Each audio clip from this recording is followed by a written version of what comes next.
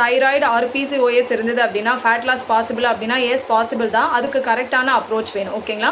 So சில பேர்த்துக்கு வந்து ஒரு மிஸ்கன்செப்ஷன் இருக்குது. ஸோ பிசிஓஎஸ் ஆர் தைராய்டு இருக்குது அப்படின்னா ஃபேட் லாஸ் பண்ண முடியாது, ரொம்ப டஃப் அப்படின்னு நினைக்கிறாங்க. பட் ரியாலிட்டி வேறு. ஓகேங்களா? ஸோ தைராய்டு இருக்குது அப்படின்னா கண்டிப்பாக உங்களோட பாடிக்கு சப்போர்ட் வேணும். ஸோ அது வந்து ஸ்ட்ரிக்டான டயட் மூலிமா இல்லாமல் ஸ்மார்ட் டயட் மூலிமா கொண்டு வரலாம். ஓகேங்களா? ஸோ கிராஷ் டயட்ஸ் எல்லாமே அவாய்ட் பண்ணி ப்ராப்பரான ஹெல்த்தியான ஃபுட் மீல்ஸ் எடுத்துக்கிறது மூலிமாவும் ஸோ பாடி மூவ்மெண்ட்ஸ் கொடுக்கறதுனாலையும் ஸ்லீப் இதெல்லாமே பண்ணுறப்ப தான் வந்து நமக்கு ஃபேட் லாஸ் அப்படிங்கிறது பண்ண முடியும். ஓகேங்களா?